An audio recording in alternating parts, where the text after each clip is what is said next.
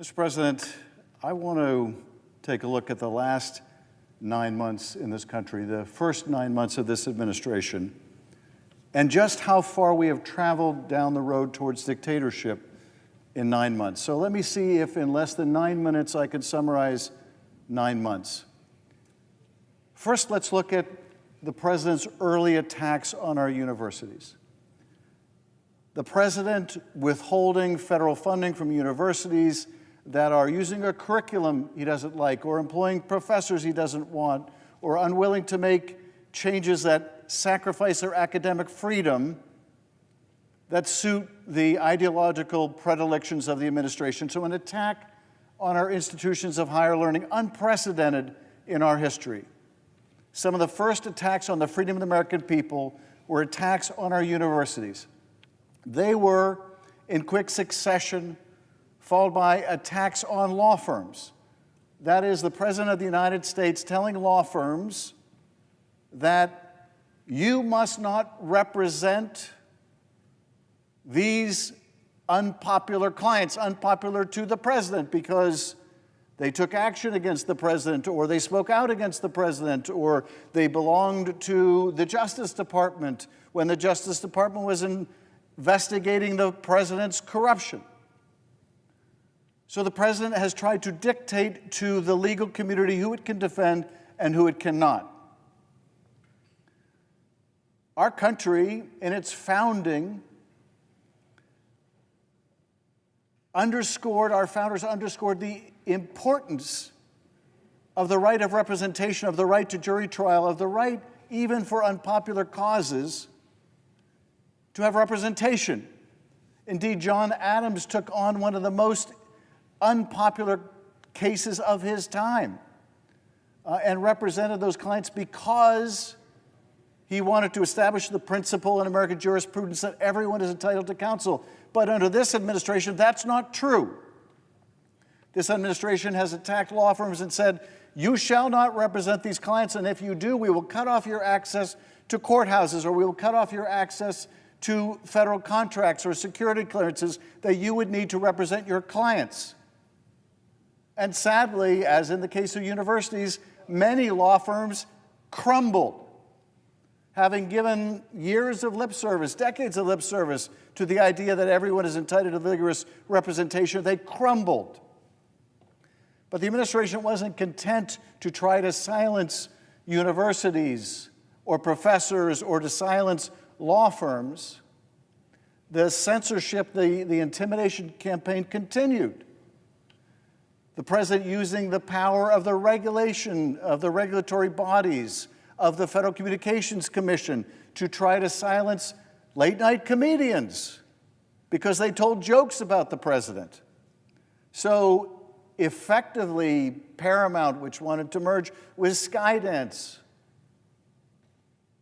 it is made abundantly clear that merger, that multi-billion-dollar merger, won't go forward unless you pay off the president in his litigation against CBS. Unless you pay the president millions of dollars personally, that merger is not going to go through. And what's more, that pesky late-night comedian Stephen Colbert needs to go. And so Stephen Colbert gets his show canceled. Jimmy Fallon gets his show canceled. His show thankfully brought back. But the administration is using the regulatory power to censor late-night comedians. He's going after the press, the freedom of the press, telling the AP, if you don't use my Gulf of America lexicon instead of the Gulf of Mexico, you're not going to be able to cover certain things at the White House. You're not going to be able to accompany the president on certain trips. He's suing the Wall Street Journal because they're reporting about his contacts with Jeffrey Epstein. He is trying to silence the media, intimidate the media, chill the media, and it's working. You see the Washington Post change their editorial policy. You see the LA Times withhold its editorial in the presidential election. The censorship is working. But it's not just the press. It's not just late-night comedy. It's not just universities. It's not just law firms. The president is telling corporate America, you can't hire this person. Microsoft you can't hire this person. The threat is if they do, they won't get government contracts. The president is saying to other companies, you want to export your product? You got to give the U.S. government a share. You got to make the U.S. government an equity partner in your company. And if under Bill Clinton, the era of big government was over, the era of big government is back with Donald Trump. A big government that can make decisions about who corporations can do business with and where and what they can export and who they can hire. But it doesn't stop there, of course, because now the president is using the Justice Department to go after his political enemies. This week it's James Comey, next week it will be someone else, and the week after that, who knows? It is a long and growing list of enemies. The president tweeting out who he wants prosecuted, he wants investigated, commanding, dictating vindictive prosecutions almost every day. Abusing the department that I once served in for almost 6 years in a way we have never seen before in this country.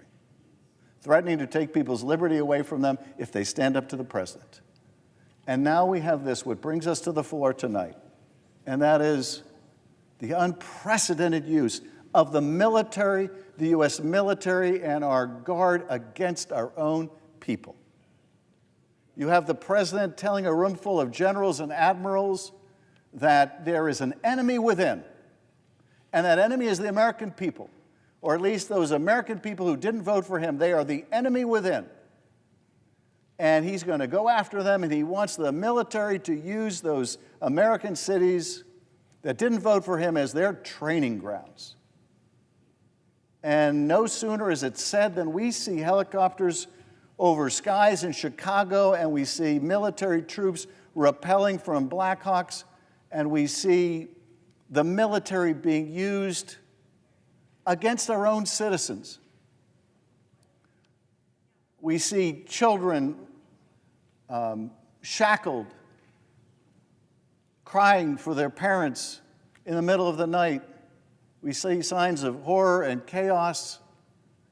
We see a president so determined to use the military against our own people that when a governor says, no, you cannot use our National Guard in this lawless way,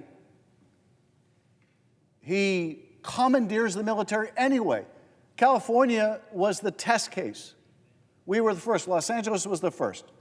Over the objections of the mayor of Los Angeles, over the objections of the governor of California, the president of the United States commandeered California's National Guard to use against our own people, to increase the risk of violence and disorder. So the president might have a pretext to order in more military troops. Now in California, like most states, we revere our National Guard for what they do for us during good times and hard times, how they protect us from fire and flood, and to abuse the Guard in that way, to try to breach the trust the Guard has with our own citizens is a calamity. That is gravely damaging the morale of the troops in the Guard, even as it is damaging the trust of the people of the state in their Guard. And now we see this replicated in Portland, this militarization, this attack on American cities. We see this in court in Portland, where the judge, hearing the government's case for the use and misuse of this military force, says that its presentation is untethered to fact, that there is no lawful basis, no factual basis to use the military in this way. And now they're doing the same in Chicago, threatening San Francisco, and if they can't get a state's own National Guard to be used against its own citizens, they are now inviting the Guard from other states like Texas to leave their state with a willing governor to send them to another state. And I was grateful to see the Republican governor of Oklahoma speak out against this terrible abuse of the National Guard, which not only undermines the military readiness of our forces to be abused this way, but is so deliberately divisive that we would have one state now turn against another state. We would have Texas against Illinois and deploy Texas military in that way, its guard in that way, was previously unthinkable. It should be unthinkable today. Today it's California, today it's Illinois, today it is Oregon.